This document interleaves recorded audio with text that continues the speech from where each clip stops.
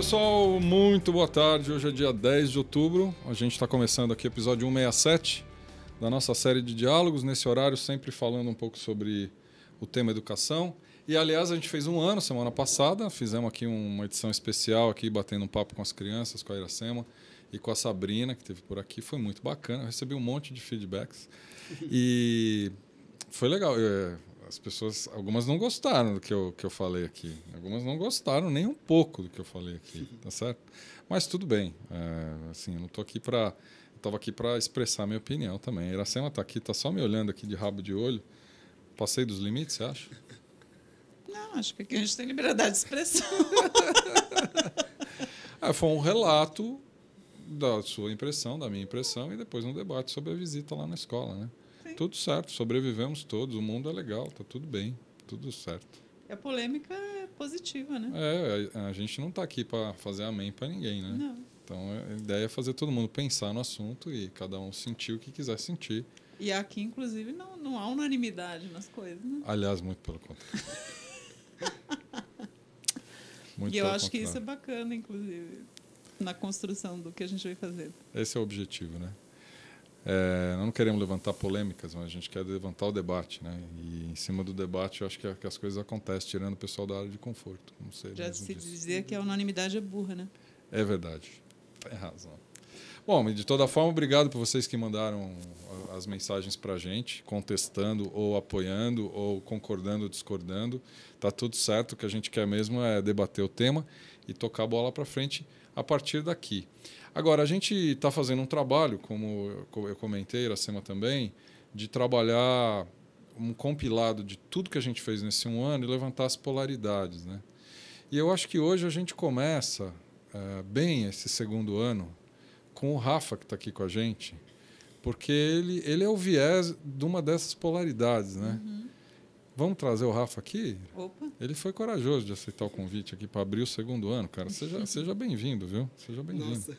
Você está abrindo o segundo ano da série. Isso eu não esperava. Não sabia que estava fazendo um ano, até parabéns, né? Nós também não esperávamos chegar no segundo ano. Por incrível que pareça. Isso. Seja bem-vindo, Rafa. Obrigado pelo convite. Eu que te agradeço, cara. O Rafa é da casa, porque nós estamos fazendo muito de coisa junto com o Cinésio. O Rafa trabalha lá e, enfim, a gente tem uma intimidade aqui. Então, Sim. Nada melhor do que alguém que pudesse estar com a gente no dia a dia, estar aqui abrindo o segundo ano. Legal. Agora, para honrar o que eu falei, do que o Rafa é um viés da polaridade, uma das polaridades aqui, a gente podia trazer um pouco tua história, né, cara? Certo. Conta para nós, quem que é o Rafa? Então, o Rafael começou como uma criança um pouco frustrada, assim, com a escola, que ele sempre preferia ficar mexendo no computador, jogando videogame, né? E aí ele vivia uma realidade em casa com os amigos e trocando ideias. E aí quando ele chegava na escola, era uma estrutura meio quadradinha, assim, que eu nunca me encaixei muito bem, né?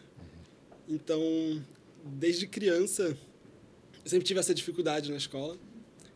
E mais ou menos aos 10 anos de idade, eu tive a oportunidade de viajar para o exterior. Eu morei em Los Angeles com os meus pais. Então, essa foi a minha primeira experiência assim, de troca de ambiente de ensino, né? Então, eu saí de uma escola, mudei de país, mudei de cidade, mudei de escola, mudei de amigos, mudei de vida completamente. Isso foi um grande choque, né? Porque tudo que era passou a não ser e a estrutura era diferente e eu não me encaixei nesse sistema novamente, né? Então, também pelo fato de não saber falar inglês, tinha alguns brasileiros na turma, mas foi um pouco difícil no início, né? Então, essa foi minha fase um pouco mais rebelde, assim. Isso com quantos anos? Aos 10? Isso foi entre 10 e 12 anos de idade. Aham. Mais ou menos. E você ficou fora? Morou fora? Isso, eu morei em Los Angeles. E... Los Angeles tem um ar especial, né? Acho que pelo ambiente, pela... É um ambiente super agradável, né? Tem bastante praia, é clima bem tropical. Uma influência latina, de alguma Sim. forma. Agora, você é de onde? Você é daqui de São Paulo, né? Eu sou do interior do Rio. Sou de uma cidade chamada Teresópolis.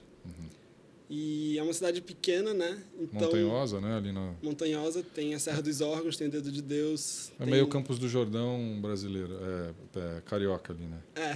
Mal comparado. O cara ficou ofendido, já vi pela cara dele. Não, eu só tô querendo dar uma posição, assim, é montanha, claro, né? Tem, enfim, montanha, Petrópolis, Teresópolis, Itaipava ali? Itaipava também, fica ali tudo pertinho. Isso aí. Você é de lá? Sou de lá, então, pelo fato de ser uma cidade pequena também, né? Foi cidade pequena, todo mundo meio que tradicional, né? Escola mais tradicional ainda. Uhum. E aí indo também, primeira também transferência para uma cidade grande, cidade maior, com ideias diferentes, pessoas com a mente um pouco mais aberta. Uhum. E também isso também ajudou bastante a ter uma outra perspectiva, né, das coisas. E bom, na escola, as matérias tradicionais vindo daquela forma não me interessavam. Eu só comecei a gostar um pouco mais de história e geografia quando eu comecei a viajar. Porque começou a fazer sentido para mim, sabe? Eu estou indo de um lugar para outro lugar e isso era físico, assim, sabe? Eu estava me locomovendo para outro lugar. Então, eu estava tendo uma experiência que, sei lá, na escola só ficava no livro e nas fotinhas, né? Não fazia muito sentido. Né? Não fazia. Aliás, como a maioria das coisas que a gente tem na escola, né? Sim. Acabam sendo desconexas à vida como ela é, né? Exatamente. Ou pelo menos no momento que ela, no momento que ela é abordada na escola, não tem conexão nenhuma com você, né? Sim. Eu tenho uma experiência dessa com a minha filha, eu vou querer resgatar a tua história de Los Angeles, mas minha filha é isso, outro dia ela estuda numa escola aqui na Vila, foram visitar a Praça das Corujas, muito antes de eu morar lá, sim, e visitaram, fizeram todo um trabalho e tal. Eu perguntava para ela como é que foi e tal. Ah, pai, foi legal. Ah, tá bom. Foi legal, dizendo, foi legal para acabar a conversa, né? Até o dia que eu mudei para a Praça das Corujas. E quando eu fui mudar para casa, eu fui levá-la para ver a casa antes de comprar. E aí dei uma volta na praça. E ela, quando viu que é do lado da praça que ela tinha visitado, ela começou a me explicar a praça inteira, as bilvaletas que tem na praça, toda a arquitetura da praça. Ela parece que... aquele negócio parece que veio na mente dela e falou, uau, agora isso aqui faz sentido, né? Sim. É meio isso, eu acho. É meio isso, com certeza. Meio isso. Aí você foi para Los Angeles? Então, e aí eu ficava... Como a minha família trabalhava em companhia aérea, né? Uhum. Então tinha um pouco dessa facilidade de viajar. Sua família trabalhava na Varig? Trabalhava na Varig, sim. Uhum. Boa parte da família. Então morei lá um tempo e aí quando eu voltei para o Brasil, né, depois de 2 anos morando nos Estados Unidos, foi outro choque, porque eu cheguei aqui, tive que voltar a estudar português, né? Lá eu começava a estudar inglês, fazia redação em inglês e cheguei aqui, então outro choque. Então minha cabeça ficava meio com um monte de nó, né? Então, na hora de escrever redação em português, eu ficava pensando em inglês, porque eu comecei a aprender inglês e era mais prático de pensar. E matemática aqui é bem mais complicada do que lá também. Então, isso tudo ajudou nessa dificuldade acadêmica, sabe? E, para piorar as coisas, o histórico também, nessa transferência de escolas, nunca dava certo. Não tem reconhecimento do que você vê lá, com o que você exatamente, tem aqui, os currículos são... essa experiência também não entra como bagagem, sabe? Claro. Só entra o que está escrito no papel, as matérias. Claro. Então isso também dificultou um pouco. Você aprendeu um monte de coisa lá que você não aprenderia aqui, mas elas não valem eventualmente, formalmente aqui, né? Exatamente. Que doido, cara, que louco. Bom, isso gerou conflito, né? Gerou bastante conflito. E isso fez também... Bom, então, e novamente eu voltei para os Estados Unidos, morei lá um tempo. E aí eu estava terminando o high school lá e comecei a fazer uns cursos técnicos, né? Que é mais ou menos os cursos técnicos que tem aqui. E aí eu tive esse background, já que eu gostava muito de computador, gostava de ficar hackeando lá, abrindo, desmontando, instalando as coisas, futucando, etc. Eu acabei indo para essa parte mais de tecnologia, que eu tinha muito interesse. Então eu fiz toda a parte de manutenção, redes... sistemas, tudo à base de Windows, mais servidores e um pouco de Linux. E isso ajudou muito a ter um conhecimento técnico sobre a tecnologia, né? E não ter medo de mexer. Então, essa foi minha primeira experiência que eu fui, tipo, muito, muito bem na escola, sabe? Eu era, tipo, o melhor aluno da turma, eu tirava as melhores notas, mas porque eu estava em um ambiente que eu queria estar, eu queria aprender sobre aquilo, né? Então, eu estava lá e as pessoas reconheciam isso. Então, essa foi a primeira experiência que eu tive. Eu estou lá porque eu quero estar lá e é isso que eu quero aprender. né? Então, começou a fazer mudou sentido. Completamente, assim, mudou a chave de, tipo, putz, eu sou inteligente nas coisas que eu gosto, eu sei fazer isso. E eu posso aprender aquilo que eu gosto, né? Exatamente. Que legal. Foi aí que você mergulhou nessa história, não? Foi aí que eu mergulhei na tecnologia e foi aí que eu comecei a estudar mais. Foi mais ou menos nessa época que eu descobri o site do TED, que tinha acabado de ir pro ar. Uhum. Então, eu comecei a assistir aquelas palestras do TED e tudo aquilo começou a fazer muito sentido para mim. E logo em seguida eu descobri um outro site que também mudou minha vida, que foi o lynda.com, que são videoaulas sobre diversas áreas criativas e tecnológicas, né? Então, toda a parte da Adobe tem treinamento de fotografia, de vídeo, de ilustração. Isso, esse aí mesmo. Esse cara aqui, ó, vou mostrar para esse site aí mesmo. Só uma referência. Se não fosse por esse site, eu não estaria onde eu estou hoje. Porque você aprendeu muita coisa técnica aqui? Sim. Então, você paga uma mensalidade e você tem acesso a todo o conteúdo de treinamento que o site disponibiliza, né? Entendi. Então, eu assistia tudo. Então, deixa eu resgatar aqui um pouquinho, né? Então, eu estava lá morando. Então, eu assistia uns vídeos de tecnologia. E são vídeos rápidos, 2, 3 minutinhos. Então, eu estudava exatamente o que eu queria estudar, que eu precisava estudar. Na ponta dos dedos aqui, né? Na ponta dos dedos, Você escolhe aí o... Design, por exemplo. Vou pegar aqui. Você escolhe a área. E tem os vídeos aqui, né? Isso. Olha que legal. E é muito filtrado, muito organizado. É incrível. Que legal, cara. Então, eu estudava baseado no que eu precisava saber para as próximas aulas, né? Então, vamos supor, eu vou começar a estudar sobre como fazer cabos de rede para fazer conexões em rede locais, etc. Então, eu assistia uns vídeos, ia para aula e aquilo funcionava muito bem. Depois que eu voltei para o Brasil, agora pela última vez, né? Eu vim para cá e eu ia viajar novamente, na verdade. Eu ia me mudar para a Austrália, mas o meu pai teve alguns probleminhas de saúde e a gente teve que investir uma grana para recuperar, né, a saúde dele. E aí eu tive que mudar de planos. Então, eu pensei, qual lugar daqui do Brasil que eu iria que tem tudo que eu preciso fazer, né? Que tem faculdades legais, que tem cursos legais, que tem acontecimentos legais, eventos legais. Então, aí eu vim para São Paulo, para Campus Party, que foi o evento que fez com que eu visse para São Paulo, que fez com que a minha trajetória que te atraiu para cá, que me atraiu para cá, exatamente. Então, nesse evento, que é um evento de tecnologia, né, um dos maiores, assim, com várias empresas, eu vim para ver o que estava rolando, quais empresas que eram legais e onde que eu poderia me encaixar quando eu estivesse vindo para São Paulo. Então, nesse evento, novamente, eu conheci uma pessoa que também mudou o rumo da minha vida, né, que eu saí da parte de tecnologia e eu comecei a descobrir que tudo que eu gostava na tecnologia era um pouco mais voltado para essa parte de design, que era um pouco mais... trabalhava a criatividade, né? Misturando com tecnologia. Por causa... A Campus Party teve uma influência nisso? Teve uma influência enorme. Enorme. Foi lá que eu assisti a minha primeira palestra sobre design, que era sobre tipografia, com Tony DeMarco. E foi lá que eu descobri, basicamente, o que era design, sabe? O que era isso. Efeito meio Steve Jobs, assim, foi, né? Tipografia fez o efeito em você que fez no Steve Jobs. Né? E aí eu fiquei apaixonado por aquilo, me mudei para São Paulo e comecei a estudar. Eu tinha me matriculado, tinha feito a prova para passar para a Faculdade de Análise e Desenvolvimento de Sistemas para a Web, na FIAP. E aí, uma semana antes, eu cancelei tudo e me inscrevi na prova de uma faculdade de design. Tipo, tudo em cima da hora, né? E acabou dando certo. E aí você mergulhou na área de design? Sim, com certeza. Em 2009 que eu comecei a estudar design, então ainda estou aprendendo bastante. Mas aí você foi para uma escola de design? Isso, eu comecei uma faculdade de design digital, né? Mas até uma história legal, né? Porque eu comecei a faculdade de design, eu estava...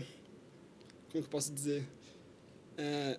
No primeiro semestre, foi o semestre assim, mais empolgante da faculdade, né? Porque foi a minha primeira faculdade e eu fiz com 23, 24 anos, mais ou menos. Então, eu demorei bastante até eu conseguir achar uma faculdade que eu fosse fazer. Até então, eu só tinha feito cursos técnicos de tecnologia, mais voltados para TI. E aí, nesse primeiro semestre, foi mais importante porque era uma faculdade, assim, eu não ia ter grana para pagar a faculdade, né? Então eu tive que me posicionar de uma forma para conseguir uns descontos na faculdade. Então eu me coloquei, logo no primeiro dia perguntaram, quem quer ser o representante da turma? Putz, só tinha meu braço levantado. Você. E aí isso já trouxe uns descontinhos, sabe? E aí eu me envolvi em algumas atividades acadêmicas também que trouxe mais alguns descontos. Então, eu acabei pagando, sei lá, R$150 de faculdade por mês. Se não fosse por isso, eu não ia ter conseguido pagar, né? Porque eu ganhava, sei lá, R$650 de grana de um estágio que eu fazia aqui. E se não fosse por isso... Você não conseguiria não ia conseguir pagar a faculdade. Mas... Agora, tem um amigo seu aqui no chat. Não sei se ele é seu amigo ou seu inimigo, mas ele está aqui. Ele está dizendo... É o Bruno. O Bruno? O Bruno está aqui, está dizendo que é seu amigo. Legal. Ele está perguntando, pedindo para você, pedindo para mim, na verdade, perguntar para você quando é que você decidiu abandonar a faculdade, que momento foi esse, que história foi essa, que ele acha que é um momento de muito conflito, talvez seu próprio. Sim, né? Realmente. Acho que foi a parte que teve mais conflito hoje aqui em São Paulo. Bom, eu estava fazendo faculdade de design e aí quando eu fui começar a desenvolver o meu TCC, né, o meu trabalho de conclusão, acabou sendo sobre educação. Porque eu fui descobrindo, né, que, escola não quer dizer basicamente o que as pessoas querem estudar, querem aprender, não meio que direciona isso muito bem, né? Então, eu comecei a estudar sobre métodos alternativos de educação, que era mais ou menos como eu havia estudado até então, né? E aí, conforme eu fui desenvolvendo o meu projeto, eu fui vendo que cada vez mais a estrutura, o sistema estava errado e que eu não tinha muita culpa naquilo, sabe? Eu sempre colocava muita culpa em mim, que eu não era um bom aluno, que eu não tirava notas boas, etc. E eu fui descobrindo cada vez mais que realmente o sistema que poda muito as pessoas do que elas aspiram ser, né? Então, deixa eu ver... Isso lá no final do teu curso, né? Isso foi no final. Falando foi, em TCC, tipo, só faltava o TCC. Faltava, sei lá, um mês, acabou assim. Eu tava desenvolvendo o curso. Só faltava entregar, eu me formava, podia pegar o diploma e tudo certo. Então, eu falava para as pessoas, não... As pessoas falavam para mim, né? Putz, entrega isso, acaba essa história. Só que, já colocando dessa forma, já é alguma coisa negativa, É um sabe? mega conflito. É um mega conflito. Então, eu resolvi, né, trancar a faculdade, porque mais um diploma no meu currículo não ia trazer nada para mim, né? Eu fui vendo isso. Se diplomar seria meio que pactuar com o sistema, você acha? Pois é, eu acho que sim, com certeza. Né? Então, não ter diploma, sendo contra, né, essa estrutura, acho que foi o que eu quis fazer. Mas é engraçado, porque hoje você é um designer de mão cheia. Eu posso atestar isso pelos trabalhos que a gente vê de você com o pessoal do Cinesi. Sim. Faz diferença ter tido esse diploma, não faz? Nem um pouco. Não. Essa área de design ela é muito empreendedora e acho que boa parte dos profissionais que estão na área não possuem certificações ou diplomas ou fizeram uma faculdade. Porque é uma área muito criativa, então requer muito de habilidades prévias, né? Então, por exemplo, ilustradores que trabalham com design, eles começaram a desenhar quando eram criança e foram desenvolvendo habilidade e um diploma não vai tipo, justificar aquilo, sabe? Não vai dizer que ele está apto para desenhar. Ele sabe desenhar. Ele só precisa desenhar e mostrar para as pessoas a ilustração dele. Claro. Sabe que isso me traz à mente... Não sei se eu falo isso aqui, mas eu vou falar, né? Eu fiz faculdade de engenharia até o 4º ano também, e larguei. Mas isso é uma história, não vou contar ela. Certo. Mas na mesma faculdade, os irmãos Caruso faziam engenharia, não é? E era muito legal, porque todo mundo, quando chegava na faculdade, ao invés de ir para a sala de aula, ia para o centro acadêmico, na época. Porque o que os Caruso faziam? Eles tinham um quadro de giz no centro acadêmico. A primeira coisa que eles faziam era a caricatura do dia. Então, eles desenhavam um fato que tinha acontecido na escola e, obviamente, com o talento que eles têm de desenho, né? Legal. Então, todo dia tinha uma dessa aí. Era muito legal. Não sei se era todo dia ou cada 2, 3 dias, mas enfim, era frequente. A primeira coisa que você queria era passar para lá para ver de quem que você ia rir naquele dia. Agora eu te pergunto, o que esses caras estavam fazendo na escola de engenharia? Não, exatamente. E essa é uma pergunta que muitas pessoas se perguntam todos os dias, né? O que eu estou fazendo nessa faculdade? Por que eu estou fazendo ela? Aí acabam descobrindo depois que não era o curso que eles queriam ter feito, mas eles fizeram por pressão social, por pressão familiar, e simplesmente por terminar, por ter um diploma, por ter uma certificação. Mas elas estão vivendo dias péssimos, infelizes da vida delas, todos os dias indo para a faculdade, fazendo uma coisa que elas não são apaixonadas por aquilo. É verdade, você tem toda a razão. Então não justifica. Agora, do seu TCC para cá, conta um pouco. O que você vem fazendo? Algumas coisas derivaram, assim, de ter desistido da faculdade, de ter trancado, né? Quando eu me mudei para São Paulo, eu estava morando com a minha tia. Então, basicamente, o contrato que eu tinha feito com ela para ter vindo para São Paulo e morar com ela era... Eu estava vindo para cá para fazer uma faculdade para trabalhar, né? Você rompeu o contrato. Eu estava basicamente rompendo o contrato. Então, no primeiro semestre da faculdade, eu fiquei... Eu ainda não trabalhava em uma agência de design, né? Então, esse primeiro mês, eu basicamente... Teve um mês de férias, né? Então, acabou o primeiro semestre, teve um mês de férias. Durante esse um mês, eu fiquei em casa trancado assistindo os vídeos da Linda sobre os programas que eram necessários para você aprender para trabalhar com design. Eu fiquei estudando eles e consegui um estágio em design. Então, eu fiquei nessa agência de design chamada Oca durante 2 anos. Então, mais ou menos na época que eu estava me formando, assim, eu estava me formando, né? Então, eu tranquei a faculdade. E mais ou menos na mesma época, eu pedi demissão do emprego também. Ou seja, você queria brigar com sua tia mesmo, né? Exatamente. Então não tinha a menor chance, né? Foi mais ou menos Tias assim que não gostam disso. Né? Ela começou a achar que eu estava vagabundando, que eu estava em casa sem fazer nada. E, sinceramente, eu nunca tinha estudado mais. Depois que eu larguei a faculdade, eu estudei mais ainda. E depois que eu larguei o emprego, eu comecei a trabalhar mais. Então, teve mais trabalho e mais estudo por ter largado o trabalho e o estudo. Então, é engraçado como isso funcionou. Sensacional, cara. Isso. Eu te entendo. Aliás, você citou de novo os sites, linda.com. Eu vou colocar aqui só para lembrar. O linda.com foi um lugar de busca aqui do Rafa. E o TED também, o site do TED está aqui. Aí a TED.com, né? Todo mundo acho que isso conhece. A Gabi está aqui, está dizendo exatamente que ela foi no TEDx Floripa, recente. Certo. Muito legal, né? Ela adorou, falou que foi muito legal. E ela está te perguntando o seguinte: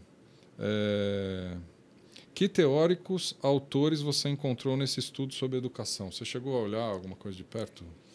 Eu estava olhando mais ambientes e maneiras como as pessoas estudam, né? Então, realmente eu não me aprofundei muito em pessoas específicas com temas ou propostas específicas.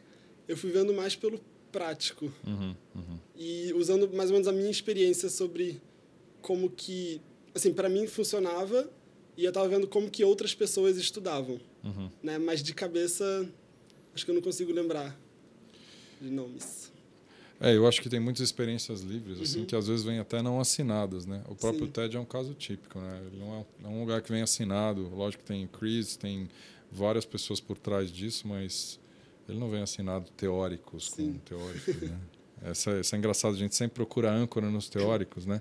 Cita-se muito, né, os teóricos. E eu acho que o mais importante, na verdade, é prático, né? A vivência, né? Quando você fica muito no teórico e você não participa muito da prática, você não sai muito do lugar também, né? Então, eu sempre tentei ser um pouco mais prático também. Essa me parece uma característica forte tua nessa jornada, né? Sim. Você sempre exercitou, né? Quando você foi aqui nos vídeos online aqui do Linda, quando você está sempre buscando isso? É uma teoria com prática, sabe? Então, você vai assistindo e já vai fazendo tudo. Porque, sei lá, você compra um livro e você lê um livro, você vai ter o conhecimento lá. Mas então, é mais ou menos isso que a escola propõe, né? Você lê todos os livros, espera que você decore tudo para um dia talvez você precisar. Eu fui mais ou menos pela necessidade. Putz, eu preciso aprender a recortar a imagem de pessoas com cabelo voando, sei lá. Então, eu assistia, buscava o conteúdo específico porque eu precisava aprender, né? Então, era um pouquinho ao contrário do... Aprendizagem on demand. Aprendizagem on demand. É exatamente isso. Que é uma mega motivação, né? Que, na verdade, a gente começou essa conversa dizendo, você começou falando, quando você começou a viajar, história e geografia começaram a fazer sentido. Exatamente. Eu falei da minha filha, quando visitou a praça, começou a fazer sentido. Essa força do sentido, a gente usa pouco na educação, né, cara? Sim. Experiência é tudo. Ela alavanca isso, né? Com certeza. E daí, o que você, mais recentemente... Bom, e aí, então, depois que teve esse conflito com a minha tia, né, eu tive que me mudar. Foi despejado. Aí, despejado, isso.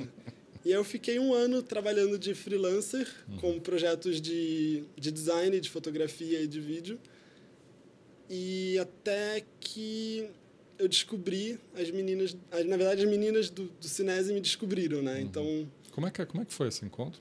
Então, esse encontro foi bem engraçado. Deixa eu ver como que eu posso começar.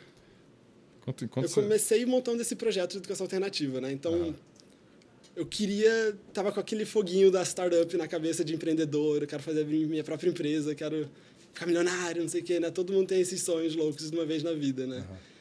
E aí, eu apresentei um projeto para Artemisia, que eles têm umas aceleradoras, e aí acabou não rolando o projeto, né? Mas aí ele me colocou na lista de e-mails do Polinise, onde os empreendedores ficam trocando umas ideias e falando sobre projetos novos. E aí nessa lista de e-mails surgiu uma demanda de fazer um vídeo para a própria Artemisia, e aí eles acabaram me chamando, então eu acabei fazendo um projeto para a Artemisia, através desse e-mail, né? Então eu não consegui investimento, mas eu consegui fazer um trabalhinho que me gerava uma graninha. E aí, depois que eu fiz esse vídeo, eu divulguei no e-mail do Polinise, e aí as meninas do Cinese estavam lançando a plataforma, estavam cuidando da identidade visual ainda, terminando de fechar o site, e elas precisavam de um vídeo de lançamento para lançar a plataforma do Cinese. E elas me chamaram, a gente fez um trabalho junto, eu desenvolvi o vídeo, e no primeiro e-mail que elas me mandaram, foi assim, a gente tem um vídeo aqui, é de educação, quer participar? Eu, putz, lógico. Claro, tá no time E certo. aí a gente encaixou assim perfeitamente e estamos juntos até hoje. O Rafa trabalha no Cinese, está aqui o site do Cinese. Bom, as meninas já tiveram aqui, a gente já conversou um bocado sobre o Cinese, tem os episódios anteriores, se vocês quiserem procurar, é só procurar em nome das irmãs Haddad, né? Ou Cinese mesmo, vocês vão encontrar. Elas contam um pouco a história, né?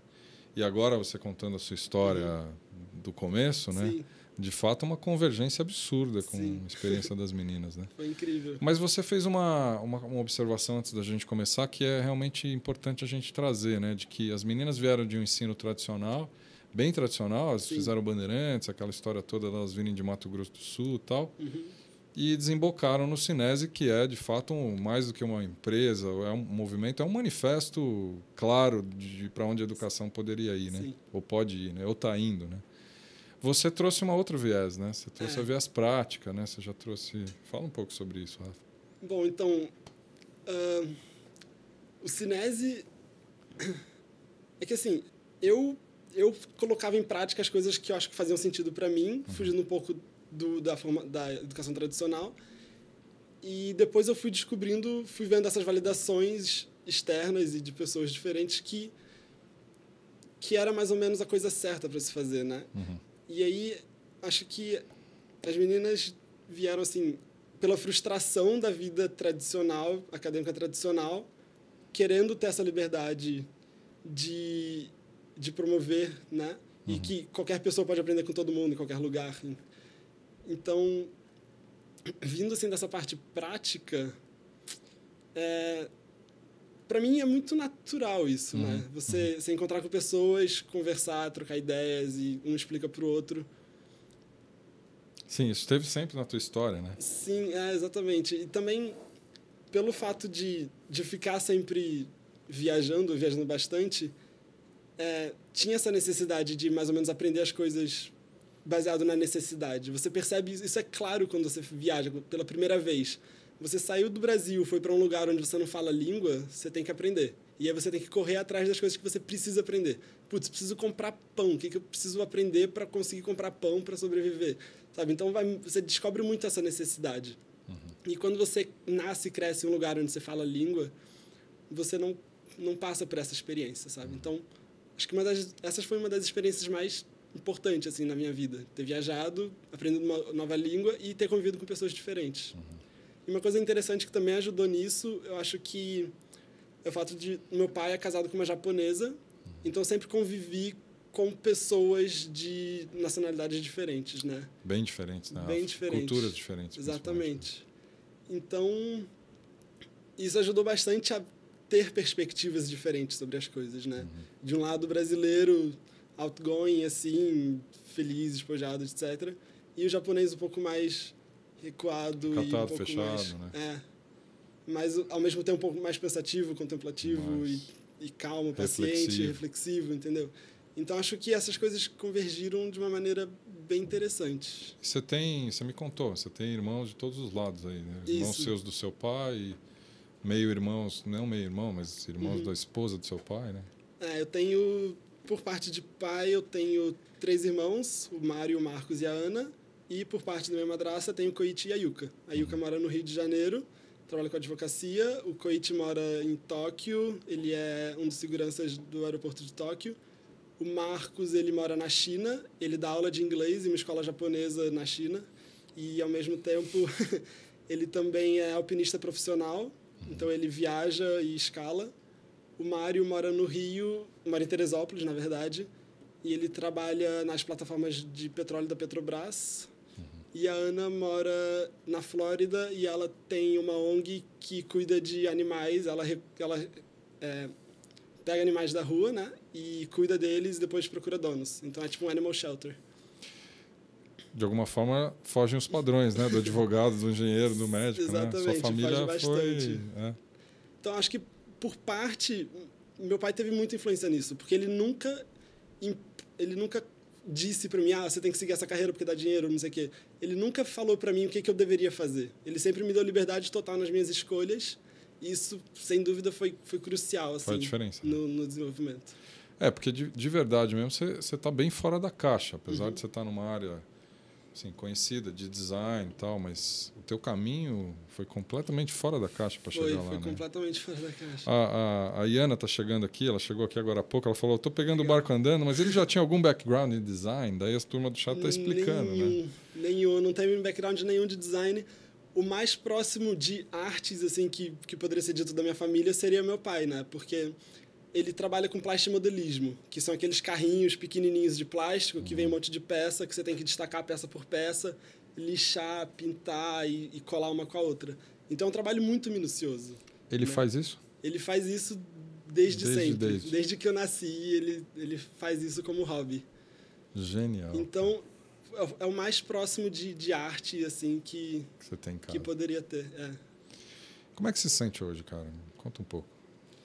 Eu me sinto mais realizado, sem dúvida. Livre, realizado e, curioso demais. Querendo aprender cada vez mais sobre diversas coisas. Eu acho que tudo acaba sendo conectado, né? Então, por exemplo, umas semanas atrás eu fiz um workshop de barista, que não tem nada a ver com nada. Para mim, eu não bebo café. Mas você foi como aluno do workshop? Eu fui como aluno, fui convidado. Fui lá para fazer, então, mas eu adoro tipo café com leite. Então eu fui para lá para aprender a fazer um café com leite gostoso, um cappuccino gostoso. E eu acho que é uma habilidade importante também pro dia a dia, sabe? Você convive com pessoas que bebem café, que adoram tomar um café gostoso. Então você servir uma pessoa um café legal é algo importante, sabe? Mas acho que é algo legal. Você pegou o certificado de conclusão do curso? Peguei. Teve um certificado lá com horinhas, quantidade de horas concluídas. Você já pregou ele na parede, botou num quadrinho? Tá guardado numa pasta em casa. Tá, você não precisa me agredir aqui, tá? Tá tudo bem, tá tudo bem. Só tô te provocando. Tudo bem. Engraçado essa quebra de paradigma, né, cara? Hoje, quantas e quantas pessoas ainda vão buscar a formação para botar o certificado na parede e dizer eu estou chancelado com essa história, né? Exatamente. E tem muita área que exige isso, talvez, né? E que hoje contrata por isso e tal. Mas é um pouco essa submissão ao certificado, tanto para quem contrata como para quem é contratado, né? Eventualmente, estabelecer uma relação de trabalho, ela é muito pequena, né, cara, para o tamanho da vida, né? Você não acha, Rafa? Acho. Você é prova viva disso, né, cara? Acho sim. Se eu fosse... no Linda, você pode imprimir o certificado quando você termina as videoaulas, né? Sim. São videoaulas de, sei lá, 40, 80 horas, tem algumas de 20, algumas de 10, algumas de 8. E tem o certificado no final. Se eu fosse imprimir todos os certificados de cursos que eu concluí, eu teria, tipo, duas, 3 paredes fechadas de certificados do Linda. Claro. E aquilo não diz nada, sabe? Porque se eu ficar sei lá, 6 meses sem utilizar aquela ferramenta, eu vou esquecer, a ferramenta vai atualizar. Hoje em dia, muito rápido. Você terminou uma faculdade de design, aprendeu os programas, e aí, de repente, você foi fazer outra coisa. Quando você vai voltar para design, você tem que aprender tudo de novo. Aquele seu certificado lá, você vai jogar no lixo, porque não adianta mais. Claro. Você tem que estar sempre se atualizando, sempre vendo as coisas novas, porque educação não é só aqueles 2, 4, 5 aninhos que você faz a faculdade. Sabe? Educação é o que você vive no dia a dia, sabe? É education for life, é para a vida inteira a educação. Você estuda até você morrer. Agora, o Rafa, o Bruno está aqui, o Bruno, né? Seu amigo? Ele está pedindo para te fazer outra pergunta. Certo. Eu não tenho ideia que pergunta é essa, mas eu vou fazer, porque se ele é seu amigo, eu vou fazer. Tá certo. Está perguntando para você sobre a síndrome de Da Vinci. Síndrome do Da Vinci. Então, quando eu comecei a trabalhar com as meninas de cinese, a gente tem uns cargos com uns nomes engraçados, Totalmente não convencional. Posso até mostrar aqui, cara. Pode, muito aí, não é convencional, cara. Se você for no Cinese aqui, deixa eu achar aqui quem somos, ó. Aqui as meninas, ó. Estão aqui. Isso. A gente já entrevistou a Ana, a Camila esteve aqui várias vezes também. Mas olha só aqui o cargo das meninas, ó. Faz de tudo. Se acha tão importante. Os cargos daí. Não tem mais, tá estranho. né? Mas o da Ana, eu tenho o cargo da Ana aqui. É mágica ilusionista. Exatamente, mágica ilusionista. O da Camila é mestre de obras. A da Giovana é curandeira. É isso mesmo. O Kenzo, acho que é samurai do código. Não lembro. Tá aqui, ó, os caras aqui, ó. O do Will, não lembro qual que era. Muito e o meu legal. Tá como projetista polivalente. Tá aqui, ó, projetista polivalente. Apareceu? Tá aqui, isso tá aí. Aqui, ó. Tá aqui, ó. Então... É pra gente não entender mesmo? Ou... Não, é porque assim... Por que projetista polivalente? Por que essa síndrome de Da Vinci? Da Vinci, naquela época, ele era uma pessoa muito curiosa, né? Então, ele acabou participando de várias áreas.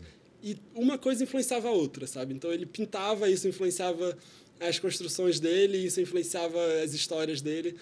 Então, eu acho que, pelo fato de estar tudo conectado, você não fica em uma área só. Eu acho que para mim é muito triste você, tipo, eu vou ser médico para a vida inteira. É legal, você vai ser o melhor médico do mundo, mas você só vai ter uma profissão. Eu vejo uma experiência mais rica quando você combina várias profissões, ou várias áreas, ou várias habilidades. Então, acho que hoje em dia isso está um pouco mais fácil de fazer, porque você entra no YouTube, como fazer pão. Vai ter lá um monte de vídeos de como fazer pão, você aprende a fazer pão. Então, é fácil você adquirir habilidades novas, né? Então, essa síndrome do Da Vinci é um pouquinho disso, sabe? Eu quero aprender um pouco de tudo no mundo, porque tudo é muito interessante, tudo é muito legal, e essas experiências são muito ricas. E quando você fica na mesmice, todo dia fazendo a mesma coisa, fica um pouco monótono, fica um pouco chato, sabe? Mas não é mais seguro? Sem dúvida. É mais seguro você depender daquilo que você já conhece, já é expert. Mas aí você cai naquela zona de conforto, estagnada, chata. E um pouco falsa também, né? Porque eu não sei se tem segurança no mundo hoje que Verdade, isso, também. Né? O mundo é tão instável, né? Pois é. Pegando, por exemplo, os ilustradores, eles desenhavam no papel e aí depois veio o Photoshop, eles tiveram que aprender uma habilidade nova. Então, as coisas evoluem, mudam sempre. Agora, eu sei porque a gente está combinando um negócio aí pela frente, né? Eu sei que você é um grande usuário do Cinese, né, cara? Você bota os teus cursos lá, né? Sim. Nós estamos combinando com o Rafa aqui. O Rafa tem várias habilidades, né? Ele já está falando algumas, mas uma delas é a seguinte: ele é um usuário de Mac e a gente aqui também é. E ele tem um curso, que é um curso para usuários de Mac que tem pouco de experiência no Mac, de produtividade mesmo? Sim. O que é? Fala um pouco sobre isso. É um curso um pouco diferente dos tradicionais, né? Se você for fazer um workshop de introdução ao mundo do Mac, por exemplo, a pessoa vai sentar lá com você, vai te explicar onde fica cada coisa no Mac, o que cada menu faz. E eu acho que isso as pessoas conseguem aprender com o tempo e aprender um pouco sozinhas, né? O que elas não aprendem e que não é ensinado em nenhum dos cursos que eu pesquisei é mais nesse foco de produtividade, como melhor utilizar a ferramenta, não simplesmente como utilizar. Como utilizar tem diversos lugares que ensinam.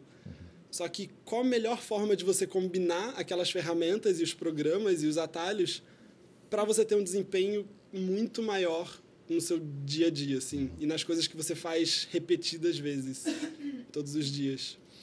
E aí esse workshop que vai rolar aqui. Nós vamos fazer mesmo, não? Vamos fazer. Vamos fazer, né? Vamos. Nós estamos marcando a data, a gente vai avisar todo mundo, mas... Porque é um pouco isso, é um pouco a prática que o Rafa tem junto com o pessoal do Sinese, de você ser um provedor de conhecimento e propiciar a troca, encontros, né? Sim.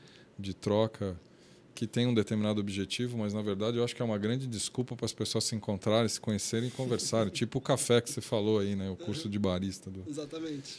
E a gente nós vamos fazer essa experimentação aqui e vamos convidar todo mundo aí, para quem quiser participar, poder participar. Você acredita mesmo nessa história, né, cara? Acredito, sem dúvida. Acho que todo mundo realmente tem alguma coisa para ensinar. Você não precisa estar em um lugar específico, numa caixinha, para você receber treinamento de uma pessoa só. Eu acho que todo mundo aprende com todo mundo. E a troca e a experiência é o que faz o aprendizado ser legal. Você sabe que todo mundo tem um guru, né? Um guru ou um mentor, né? Eu quero resgatar um aqui, que aliás foi aniversário dele esses dias. Ele faleceu há uns anos atrás. Deixa eu pegar aqui. Não é. Esse cara é super. Não é, você vai ver quem é. Você vai ver a frase que ele usava muito aqui dentro da Educatis. É o Arthur. Eu vou botar aqui, ó. O Arthur foi um dos nossos fundadores. Ele usava essa frase aqui, ó. Legal. Cada indivíduo sabe alguma coisa e, por menor que seja esse saber, ele pode ser valorizado e transmitido a alguém que deseja adquiri-lo. O valor do próprio saber está no fato de poder compartilhá-lo, o que fortalece as bases de uma verdadeira inclusão social. O Arthur era um psicanalista, ele é um cara diferenciadíssimo, trabalhou junto com o Michel Thier e o Pierre Levy em vários conceitos de colaboração, né? E ele dizia muito isso aqui. Eu resgato, até porque foi aniversário dele alguns dias atrás. Ele faleceu em 2008, mas ele dizia isso sem parar, né? E acreditava piamente nisso numa época que ninguém tinha a menor ideia do que ele estava falando, né? E tem vários artigos dele aqui, se quem quiser olhar, educatis.com/, Arthur Hipólito de Moura. Tem os artigos dele, tem um livro maluco. Aliás, vale resgatar essa história. De novo, como é que a gente se atrai pelas coisas, né? Um dia um amigo comum entre o Arthur e eu não conheci o Arthur, me deu o livro dele, esse livro aqui, chama Psicoterapia Institucional, o Clube dos Saberes, né? Que, na verdade, trata de como é que você ajuda as pessoas com deficiência mental a se incluírem, né? E eu comecei a ler o livro. E, assim... Eu juro para você, cara, eu li o livro porque realmente ele foi dado por um amigo. Porque eu comecei eu li o livro e não entendia nada do livro. Eu estava, assim, eu fui insistente nisso. E eu normalmente não sou. Quando eu começo a ler um livro e esse livro não me diz respeito, eu encosto o livro. Mas nesse caso eu não encostei, eu fui até o último capítulo. E na hora que eu entrei no último capítulo, o Arthur começava mais ou menos com essa frase que eu falei aqui. E o capítulo é simplesmente revelador. E eu não sei por que eu fui até o último capítulo, porque foi de teimoso mesmo, porque eu não entendi nada do livro. Eu falava isso para ele, falei, cara, aí eu quis conhecer o cara, né? Aí eu fui atrás do cara, engraçado isso, né? Com certeza. Acho que eu te peguei um pouco da tua doença, tá? Tô achando. Foi um pouco disso. Engraçado como as coisas se conectam, né? Os encontros acabam acontecendo. Agora, olha só, Rafa, você antes de vir para cá mandou esse artigo para a gente aqui, que é um artigo que saiu na BBC. Eu vou botar aqui na tela. Geração do diploma. Lota faculdades, mas decepciona empresários. Nunca tantos brasileiros chegaram às salas de aula das universidades. Fizeram pós-graduação ou MBAs. Mas, ao mesmo tempo, não só as empresas reclamam da oferta e da qualidade da mão de obra no país, como os índices de produtividade do trabalhador custam aumentar. Eu não preciso nem falar aqui dos índices de educação, né? Se a gente entrar nos índices de educação é para sentar e chorar, né? Cara, e aí a alternativa para isso? Pode ser um caminho... Tipo, Rafa, assim, não? Então, pode ser e pode não ser, né? Eu ainda tenho um pouco de dúvida nos cargos mais tradicionais. Por exemplo, medicina, vamos supor. Claro, o cara precisa de uma formação. Você precisa de formação, você precisa do ambiente e das ferramentas e dos espaços para meio que exercer a profissão, sabe? Então, acho que, da maneira que eu digo, e no meu caso, acho que são mais das áreas criativas e das áreas mais empreendedoras ligadas à tecnologia ou a artes. Então, eu acho que essa questão de diploma nessas áreas, para a gente, não é tão importante, mas para as áreas tradicionais, acho que ainda continua sendo. Sim, ninguém vai construir uma ponte sem saber calcular, né? Tem isso. Pode até construir, mas a gente não vai passar por ela, né? Uhum. Acho que você tem razão. Mas mesmo em algumas áreas, eu vou pegar um caso aqui, a Iracema até pode me ajudar aqui. A gente faz acupuntura, eu faço acupuntura toda semana, a Iracema faz acupuntura também. A gente está fazendo acupuntura com a Raquel, que é uma pediatra tradicional, é formada em medicina tradicional, exerce pediatria e agora está indo para a medicina chinesa, né? Está indo toda para uma medicina oriental, entrando nessa área. E daí a gente vê onde é que está realmente a vocação das pessoas, porque ela é excelente acupunturista e você vê como ela evolui na prática, no dia a dia. Acho que a gente pegou... Eu já fiz acupuntura com muita gente cobrona aí, gente que inclusive é top no mercado aí, super Legal. certificado, né? Você entra lá, tem 50 certificados na parede, tá certo? Mas de novo a prática e a vocação, eu acho que ela diz muito respeito, né? Posso trazer a Ira para falar um pouco sobre isso? Aí você começa mesmo em profissões mais técnicas, talvez, eu peguei o caso de uma médica, né? Talvez mesmo nesses casos, a vocação, o talento, o encontro de você com você mesmo pode fazer uma diferença absurda, apesar de você, óbvio, ter, você falou, você tem que conhecer alguma coisa, né? Esse é um bom exemplo? Eu acho que no caso da Raquel tem uma outra questão que é o encontro com um propósito, ou seja, o caminho que ela está trilhando agora de sair da medicina tradicional e ir para a medicina chinesa, né? Eu acho que ele tem um alinhamento com a vida dela e isso faz um sentido enorme. Então, ela está de alma ali, não é só tem um conhecimento. Ela foi buscar conhecimento técnico, claro, para fazer o que ela está fazendo, mas você vê que isso transborda... Vai além, né? Então, acho que é mais do que só aptidão, é um encontro de corpo e alma ali mesmo. Essa é a sensação. Então, mesmo o mais técnico, eu acho que ele pode conversar mais de perto, né? Talvez a escolha de uma profissão, o médico vai ser cardiologista, tal. Tem uma busca já disso, mas não sei o quanto de fato ela conversa, né? Porque na hora médica eu vejo muito um olhar, claro, o que me agrada mais, mas assim, o dinheiro está muito na frente, essa é a minha sensação na área médica, por exemplo. E eu falo com uma experiência de causa recente. A gente pode contar depois, se quiser. Aliás, a gente depois pode fazer isso, pode fazer um pouco falar um pouco sobre esse tema, né? Talvez trazer a medicina um pouco mais perto da nossa... Esse seja talvez uma carreira boa para a gente debater um pouco aqui, né? Onde o cara põe a vocação e onde ele põe a grana, onde ele põe o certificado dele na frente. Né? Exatamente. Podemos falar, né? Isso é da pauta. Beleza pura. Ô, Rafa, onde é que você se vê daqui a, sei lá, 2 anos? Putz. Eu não sei onde eu me vejo amanhã. Pra você que ter ideia, pergunta né? mais imbecil, né, cara? Putz, grilo. Sei lá, tudo pode acontecer e essas experiências, né? Cada dia você está fazendo uma coisa diferente. Ainda mais agora com o Cinese. Cada dia eu estou em um lugar diferente, aprendendo uma coisa nova. E eu não sei onde isso pode me levar, sinceramente. Eu só sei que todo dia está sendo um dia diferente, um dia interessante. E, sei lá, eu vou parar onde tiver onde que parar. Onde der, né? Sim. A Gabi está aqui. Que futuro que você vê para as escolas? O não futuro, na verdade. Não tem futuro nenhum. Rapaz, a gente está num processo reflexivo aqui, fazendo essas análises que nós estamos fazendo de todo o histórico de um ano aqui, né? Tá duro de achar um lugar bacana para as escolas, mas enfim, eu, por exemplo, continuo covarde pra caramba, né? A Sabrina teve aqui no nosso Sabrina Campos teve aqui no nosso aniversário, né? E eu me sinto muito covarde perto dessas pessoas. Nossa Senhora. Vou trazer a Ira de novo, sei que ela quer falar aqui. Ira, nós precisamos trocar seu microfone, viu? Seu microfone. Bota ele mais pertinho da sua boca. Oi. Aí, vamos ver se vai. Na verdade, não precisa discutir o futuro, tem que discutir o presente das escolas, né? É verdade, é verdade. Eu tive, esse final de semana, teve uma espécie de não sei como eu chamaria aquilo, mas teoricamente foi na escola da minha filha uma feira de artes, eu diria. E eu fui, né? Tem que ir, né? Fui lá ver o que a minha filha fez, super legal e tal, mas, de novo, é um ensaio de amadorismo, assim, fantástico, né?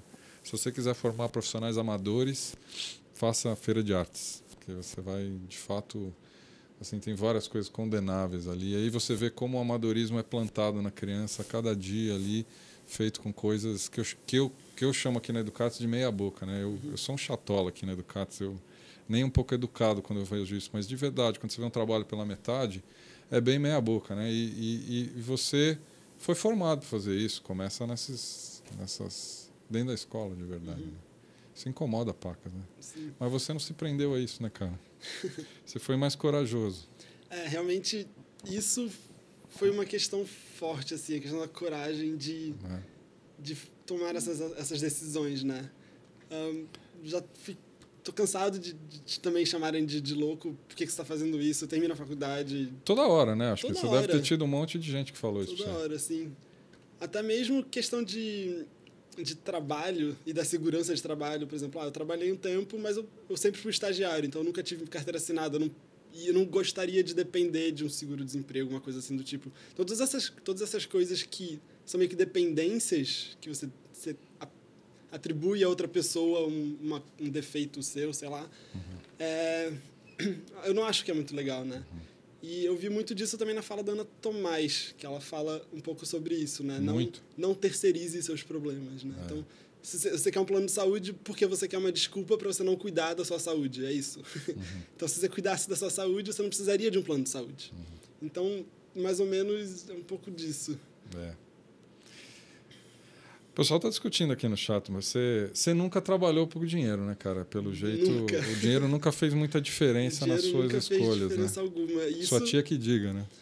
Então, isso realmente foi um problema recentemente, porque como eu estava fazendo só... Eu gosto de fazer trabalhos que me inspiram, que eu acho legal, né?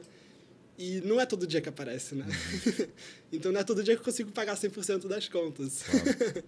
Mas eu prefiro ficar com, tipo, conta do banco vermelha devendo do que ficar fazendo um trabalho pé na bunda, que não faz sentido nenhum para mim. Não consigo de jeito nenhum. É uma sensação que eu tenho que o mundo hoje conspira para que essas coisas deem certo, né? No sentido, alguma hora você se encaixa bem nas coisas e elas por si só dão prazer e dão resultado financeiro, né? Com certeza. O mundo ideal é todo mundo fazendo o que gosta, coisas criativas, o que gostam. Na maior parte do tempo. E não se preocupando com essas burocracias da vida. O que vai mudar no mundo para isso acontecer? Porque o mundo anda engessado, né, Rafa? Eu acho que já tem um movimento acontecendo. O Cinesi é um bom exemplo disso. As pessoas estão realmente largando empregos fixos, tradicionais, seguros, para realmente viverem do sonho delas, sabe? Então, acho que de pouquinho em pouquinho, cada vez mais, essas coisas vão mudar no mundo. E é o que está acontecendo, né? Sem dúvida. Rafa, a gente tem... Bom, aqui nesse debate que a gente faz sobre educação, aqui tem várias pessoas que estão interessadas em saber, em discutir um pouco essa polaridade e tal. Mas a gente também tem muitos jovens que acompanham a gente, por razões óbvias, que a Educatis está metida muito em processos com as empresas, seletivos. Vocês estão ajudando a gente a fazer coisas. O que dá para dizer para esse jovem, frente à tua experiência nesse meio educacional e de trabalho? Esse jovem que está também começando a buscar seu próximo passo, o cara está numa formação universitária e está indo para um próximo passo, entrando no mercado de trabalho. Com base em tudo que você viveu, o que você acha que esse cara deveria carregar na tua visão? Eu acho que um pouco de coragem e não ter medo de mudar de ideia e não ter medo de fracassar se aquilo não for realmente a escolha certa, né? Então, se cada dia ela fizer uma experiência diferente, se cada dia ela se posicionar em um ambiente diferente, lidar com pessoas diferentes, tudo isso influencia para que ela forme uma ideia e realmente descubra quais coisas que ela gosta na vida. Pode não ser uma coisa só, pode não ser duas, ela pode querer fazer um monte de coisa também. Pode acabar sendo uma coisa só, ela pode querer ser médica para o resto da vida e ótimo. Quando você escolhe uma profissão só, você pode acabar se tornando uma das melhores pessoas naquela profissão no mundo, sabe? Você pode se tornar referência. E do outro lado da moeda, mais ou menos no meu caso, seria... tem uma citação que eu acho que é engraçada, que em inglês é Jack of all trades, master of none, que significa que você faz um monte de coisa, mas você não é profissional em nenhuma delas, né? Então, Eu não sou tipo um designer pleno que vai exercer a profissão tão bem quanto uma pessoa que só trabalha com design gráfico, por exemplo. Eu trabalho com fotografia, mas eu nunca vou ser um fotógrafo tão bom quanto uma pessoa que só trabalha com fotografia e estuda tudo relacionado à fotografia. Então, acho que isso também tem que colocar na balança. Não ficar com medo de explorar áreas novas, né?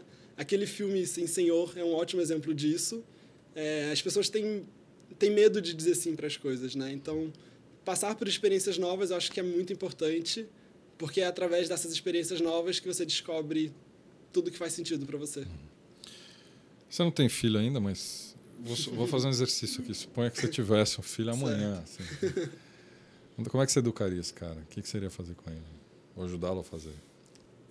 Por enquanto, não faço ideia. Não faz parte do seu repertório, por enquanto. Por enquanto não faz parte. Pô, mas... cara, eu tava querendo uma dica, não vai ser dessa vez, então. Eu acho que eu daria bastante liberdade para ele e tentar passar um pouco das experiências que eu tive, né? Então, talvez... eu percebi que é importante viajar, então talvez ele descubra coisas novas viajando também. E participando de atividades diferentes, e não só tipo, vai fazer música pro resto da vida, vai jogar futebol e vai virar jogador de futebol profissional. Não, sabe? Eu acho que o legal é participar de um pouco de tudo. Viver, né? Viver, sem dúvida. A vida é uma escola mesmo, né? Sem querer parodiar o... Quem que é o autor dessa história? A Ira que manja dessa... Não lembra. Também não. Também não sei. A vida é uma escola. Bom, não sei se é música, se é poema, enfim. Você lembra, né? Você não lembra? É uma música que você inventou agora. Não, tem. Bom, assim, enfim. Depois eu trago a referência. Eu vou achar aqui, depois Tudo eu certo. te conto. Então tá bom. E o que temos pela frente? Tem mais um webcast hoje? Tem, a gente tem análise da notícia, hoje com o Rui. Nossa. O Ari. O Ari. Aham. Eu que não lembro das coisas, né? Ai, meu Deus. Ah, meu Deus do céu. Com a Ari e com a Lívia. É o Alzheimer. Esse de saúde a gente pode falar do Alzheimer, né? Falaram para fazer hoje no chat anterior, falaram para fazer um de ergonomia, para a gente falar da experiência de sentar na bola de pilates e tal. Eu posso falar sobre esse assunto. Aliás, fiquei de fazer umas fotos e postar. Nós temos um excelente vizinho aqui. A Educatos hoje está aqui na Vila Madalena, num prédio bacana aqui. E o nosso vizinho do lado aqui, que na verdade é o vizinho do fundo, é uma excepcional academia de Pilates, que a Sueli é dona. Exatamente. E excepcional academia de Pilates, né? E um dia a gente fala dessa história da minha bola, com todo respeito. Com todo respeito. Ora, meu Deus. Manter o nível, hein? Manter o nível. A gente marca esse programa para depois da meia-noite, porque aí censura livre. Ora, boa. Então tá bom, Ira. Rafa, adorei ter você aqui, cara. Legal. Muito legal essa tua história, velho. Muito boa essa história. Lisonjeado de participar do primeiro. Primeiro da segunda temporada. E já começamos bem, mostrando um canal bem não convencional. Que bom que eu acho que de muito sucesso. Bom, o Rafa não vai abandonar a gente, porque a gente tem curso pela frente, já falei. Ele vai dar o curso de produtividade no Mac. E eu tenho certeza que vem outras coisas. Com certeza. Obrigado, viu, meu velho? Obrigado. Valeu, cara. Olha, vocês estiveram com a gente de novo. Obrigado por prestigiar a gente até aqui. Segunda temporada, então, começou hoje. E a gente se vê. A gente se vê semana que vem. Um beijo para todos.